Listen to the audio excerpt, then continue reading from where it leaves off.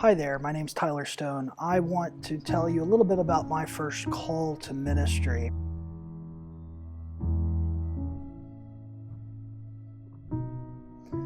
Uh, my formal call to ministry really began when I was about 13 years old.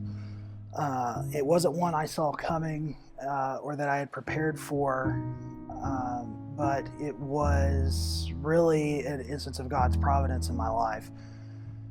Uh, my younger cousin had begun taking piano lessons. I had taken for probably uh, 6 or 7 years at that point. And so she was inspired to do so, and this was her first recital, and I was invited to come to support her. And I was excited to do that, and so we loaded up the family and we went to First Christian Church in Paris, Texas to hear her play this recital. Her piano teacher was a choir teacher in town named Jim Adams, and Jim is one of the formidable people in my life to have developed this call of ministry in me. I didn't know him before this day, and really didn't anticipate knowing him after it. So we went to this recital, and if you've ever been to a first-year piano recital, it's really exciting, and after about 5 minutes you've heard all you want to hear, and then you get to do that again for about an hour. And that was the case with this recital. There were some great students there too, and was very proud of my cousin, but a lot of the people in the studio were friends of our family and knew that I played, and so they wanted to hear a more complete piece of music at the end of the recital. And so somebody stood up and spontaneously said, "Tyler, go play us something on the piano." I was a little embarrassed. I'd only enjoy being put on the spot, and so I wasn't sure I wanted to do that. I think my dad ended up bribing me with some Brahms ice cream, and so reluctantly, I went up to the chancel, sat down at the piano, and played a piece I'd memorized in my own piano lessons the year prior, and it went fine. And that was the end of the night, and we all went home, and I thought that was the end of that. About 2 months later, I came home from school, and my mom had gotten a call from Jim Adams, my cousin's piano teacher, and I didn't know this, but he was the choir director at that church as well. And they were looking for a pianist to step in and help lead their choir and to play for their services on Sunday morning. I was only 13, and I thought, these people are nuts. Why would you ever entrust a 13-year-old? Like, I'm a 13-year-old. I know that that's a bad idea. Surely these 60, 70s, 50-year-old people know that that's a bad idea too.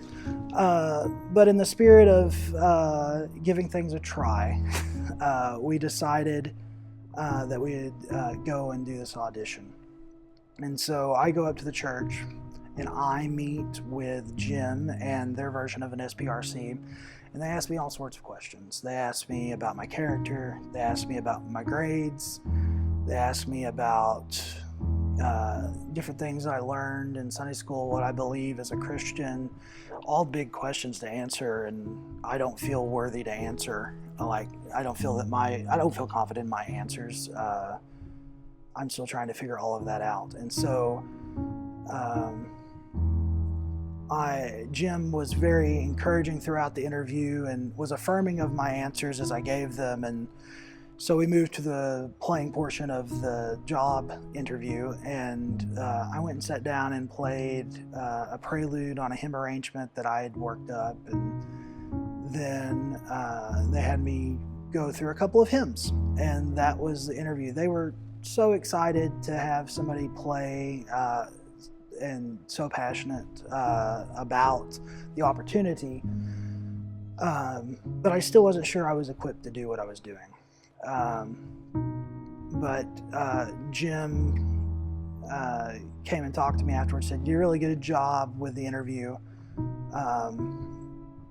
we'll get back to you in a couple of days and figure things out. And so a couple of days go by and the church calls and they want to meet with me again and let me know that they're going to offer me the job, and they write me a check and say, this will be your salary. And I didn't know any other 13-year-olds with salaries.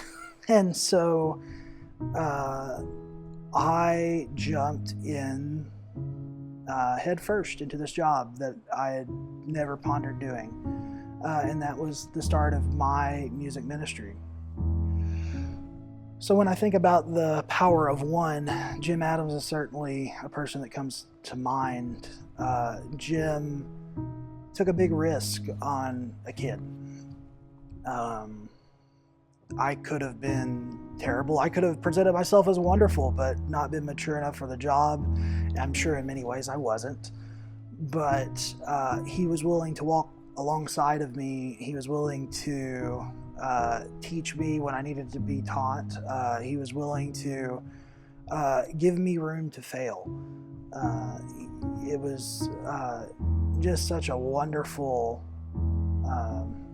time to grow as not only a musician, but as a follower of Christ. And so when I think of who I want to be as a music director, when I think of who I want to be as a disciple, Jim is somebody who comes to mind. I look to be like him in looking for people to give opportunities to lift them up onto this chancel or onto this pedestal that I've been given, because that's what was done for me, and that's what we are called to do for others in our community. We're asked to look for those people who may not otherwise be seen, to find people who God says, hey, you're worthy. And so